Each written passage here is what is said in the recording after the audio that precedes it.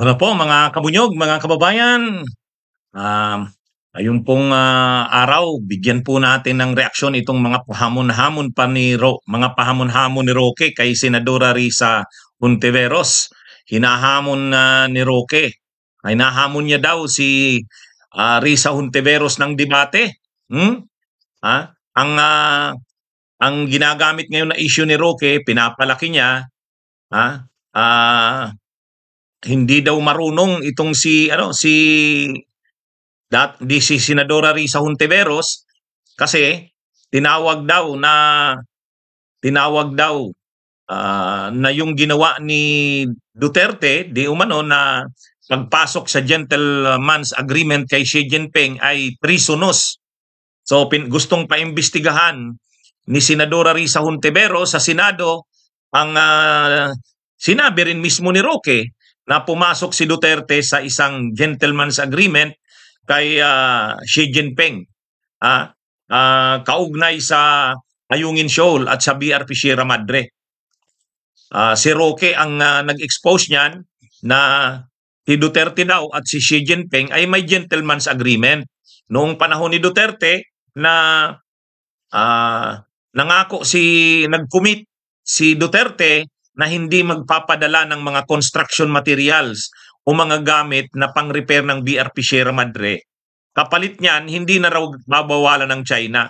Hindi hihigpitan, hindi ihaharas ang barko ng Pilipinas na papunta ng BRP Sierra Madre. Yan daw yung gentleman's agreement. Dahil mainit na issue ito, tama naman yung ginawa ni Senadora Risa Hontiveros para malinaw talaga kung totoo ba yung gentleman's agreement na yan at kung mayroon mang gentleman's agreement, ano ba ang ikinumit ni Duterte talaga. So, nag-file ng resolusyon si Senadora Risa Hontiveros na ipatawag si Duterte sa Senado sa nauukol na komite. Ang nauukol na komite niyan, ang kinauukulang komite niyan, yung Senate Committee on Foreign Relations. So, sa resolusyon ni Senadora Risa Hontiveros, minumungkahi niya na magsagawa ng kaukulang investigasyon in aid of legislation ang Senado. Kaugnay nga dito, ipatawag si Duterte. Ngayon, sabi ni Senadora Risa Hontiveros sa kanyang basihan, kasi kung totoo itong ginawang ito ni Duterte, ito ay treasonous na act. Ito ngayon yung nagiging topic ni Roque. Sabi niya, nung ginamit daw ni Risa Hontiveros ang terminong treason, hindi raw nito naintindihan. Kasi ang treason daw, sabi ni Roque, nangyayari lang yan kapag mayroong gera na kinasasangkutan ang Pilipinas. Yan yung paliwanag ayan yung ni Roque. Kaya wag daw magbububuhan si Senadora Risa, hinahamon niya daw ito ng debate. Yan. May mga pahamon-hamon pa si Roque ng debate kay Risa. Ito mga kabunyog ang sinabi ni Roque. Mamaya sagutin natin yan.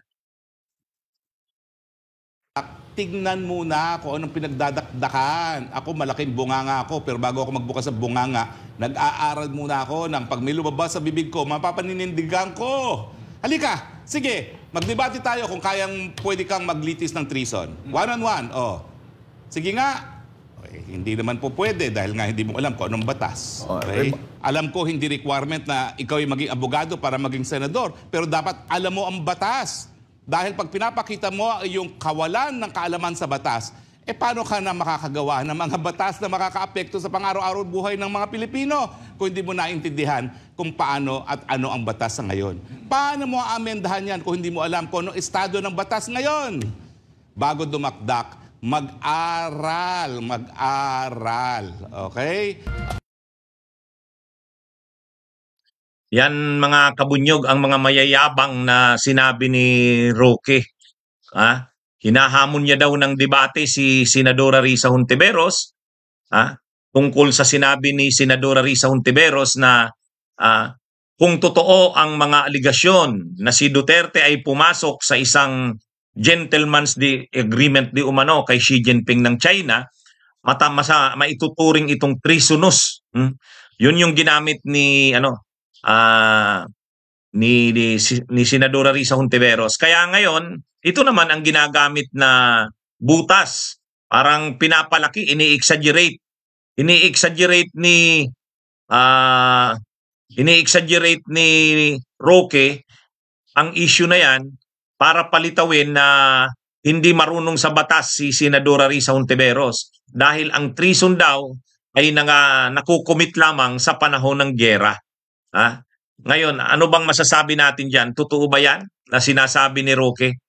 Depende kasi yan mga kabunyog eh. Ha? Depende kasi yan. Unang-una, ano ba ang gamit mo sa term na treason? Kung napaka-technical mo at napaka-legalistic, ibig sabihin legal na gamit talaga. Yung gamit talaga ng term na treason, legal definition of treason as used sa Revised Penal Code. Kasi sa atin pong batas, sa Revised Penal Code, Article 1 po nga yan ng kauna-unang artikulo ng Revised Penal Code. Treason. O ano ba ang treason? Ang treason, kung definition ng Revised Penal Code, totoo. Ang treason ay makakumit lamang sa panahon na may gera. So halimbawa, nung panahon ng Hapon, may gera tayo sa Japan, ang Pilipinas. Sangkot sa gera ang Pilipinas versus Japan nung panahon ng World War II. Tapos kumampi ka sa Japan. Sa mas nagpagamit ka sa Japan, pwede kang kasuhan ng treason. Kung under sa Revised Penal Code. Under sa Revised Penal Code. Kasi ang requirement sa Revised Penal Code, there must be a war in which the Philippines is involved. Yan yung technical or legal na definition ng term na treason. Pero nang ginamit ni Senadora Risa Hontiveros ang term na treasonous, adjective yun eh. Adjective. Ang ibig niyang sabihin noon, hindi naman yung treason na Revised Penal Code. Ayon sa Cambridge Dictionary, ito yung definition ng treason. Showing no loyalty to your country, especially by helping its enemies. Di ba? Yan yung ibig sabihin. The crime of showing no loyalty to your country. Yung hindi ka nagpapakita ng katapatan. Sa madaling sabit, ksil ka sa bayan. Yan ang gamit ni Risa Hontiveros dyan. Hindi niya naman yun ginamit sa legal na pakahulugan sa ilalim ng Revised Penal Code. Di ba? Ano to eh? Ngayon, magaling ka sa batas, abogado ka, Roque. Alam mo ang definition sa Revised Penal Code ng treason. Okay. Pero, nasaan ka? Di ba, maka-China ka? Ksil ka sa bayan eh. Sa definition na ito ng Cambridge Dictionary, pasok ka sa treason. Based on this definition, showing no loyalty to your country, especially by helping its enemies. So ano bang ginagawa mo? Ay di ba tinutulungan nyo ang China? Ganyan din ang ginagawa ni Duterte. Tinutulungan niya rin yung China. Di ba treason yan? Di ba wala kayong loyalty sa bansang Pilipinas? Kung sa definition ng Cambridge Dictionary ng treason yun, showing no loyalty to your country. Ang sinasabi mo kasing definition mo ng treason, yung nasa Revised Penal Code. Hindi naman yun. Hindi yun ginamit ni Senadora Risa Hontiveros ang term na treasonous, hindi niya tinutukoy yung Revised Penal Code. Hindi naman legal yung gamit niya ng term na treason. Di ba? Salamat kay Michael Malgano. Sabi niya, always present daw siya sa mga live natin. Siyempre, si Erwin Varela, laging nandyan yan. Kay Ricardo Dalisay, sabi ni Ricardo Dalisay, di man siya abogado, binuto siya ng taong bayan. Ikaw, abogado ka nga. Ulilat ka naman ng eleksyon. Tama. Tama.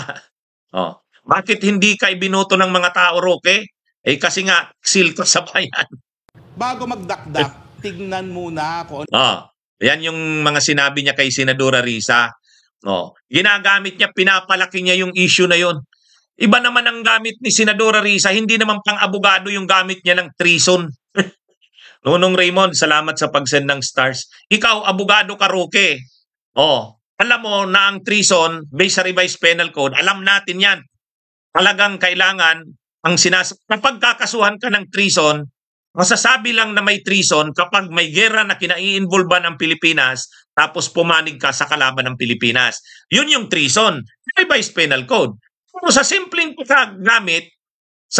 gamit, ordinary usage of the term treason, ito yon. O, sample, Cambridge Dictionary, showing no loyalty to your country. Ito yung ginamit ni Senadora Risa Hontiveros na treasonous, na yung ginawa ni Duterte ay treasonous. Yun ang ibig niyang sabihin doon.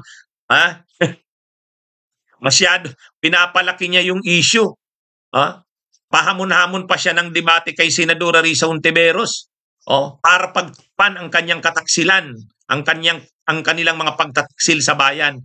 Ang totoo, Roque, mga taksil kayo sa bayan. Di ba? Inaano nito binabastos si Senadora Risa Hontiveros, may mga pahamon-hamon pa ng debate.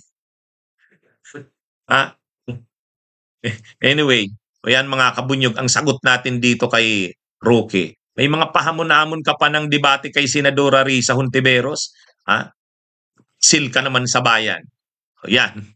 At saka, kung ganito ang definition ng treason, ordinary usage ng term na treason, hindi yung legal, hindi yung treason crime doon sa Revised Penal Code. Kasi kung crime sa Revised Penal Code, ito yung sabi ni Roque. Yan, a crime committed, wartime crime yan. Pero hindi, ang gamit ni Senadora Risa Hontiveros ng treason doon, ordinary usage of the term treason as defined sa dictionaries. Sa Cambridge Dictionary, showing no loyalty to your country. Diyan, pasok ka sa treason. Pasok ka, Roque, diyan sa definition yan ng Cambridge Dictionary. Di ba? Kahit si Duterte, lahat kayo, mga DDS, pasok kayo sa definition na yan ng treason.